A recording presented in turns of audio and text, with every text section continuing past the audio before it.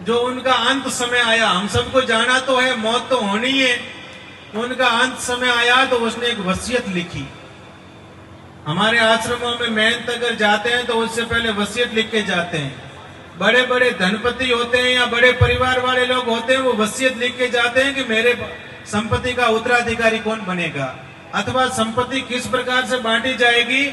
ऐसे एक पिता ने अपने पुत्रों के नाम से वसीयत लिखी और पिता इस धाम से चले गए। अब जिस प्रकार से हमारे यहाँ पंच पटेल बैठे हैं, इसी प्रकार से पिता के जाने के बाद में सब पंच पटेल इकट्ठे हुए बेटों ने कहा कि हमारे पिताजी वसीयत लिख के गए हैं, उस वसीयत में क्या है आप खोल के देख लो और हमारा बंटवारा कर लो।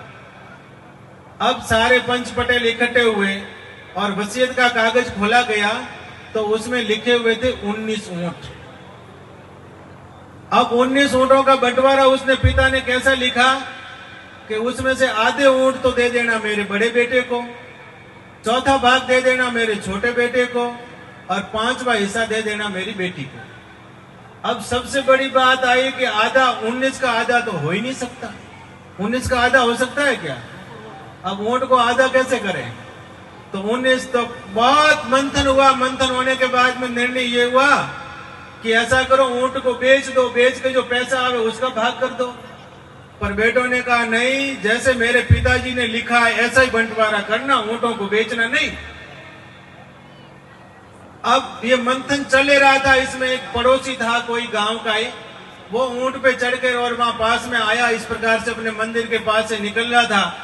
उन्होंने देखा कि काय की सभा जमी हुई है, तो कहा कि ये हमारे भाई साहब चले गए और 19 ऊंट वसीयत में छोड़ के गए हैं और उन्होंने इस प्रकार से बंटवारा करने का लिखा है कि 19 के आधे ऊंट तो मेरे बड़े बेटे को दे देना, चौथा भाग मेरे छोटे बेटे को देना और 5वां भाग मेरी बेटी को देना। अब 19 का आधा तो हो ही नहीं सकता। सबसे बड़ी तो यही बात अटक गई। उसने कहा कोई बात नहीं, वो मेरा मित्र था और मित्र का सहयोग करना मेरा धर्म है, तो क्या करूंगा? बोले मेरा ऊंट आपके इसमें मिला दो। तो कितने हो गए ऊंट? 20 हो गए। अब 20 का आधा 10 बड़े बेटे को दे दिया। 20 का चौथा भाग कितना हुआ? 5 छोटे बेटे को दे दिया। और 20 का 5वां भाग कितना हुआ? 4 अपनी को बेटी को दे दिया। बोले कितने ऊंट हुए? 10, 5 15 और 4 19। बोले आपके 19 ऊंट बंटवारा कर लो और मेरा ऊंट मुझे दे दो। अब समझने की बात क्या है, घर से गया कुछ नहीं और काम बन गया। उसी प्रकार से समाज के काम में घर से जाएगा कुछ नहीं, पर हम साथ में हो जाएंगे तो समाज का कार्य हो जाएगा।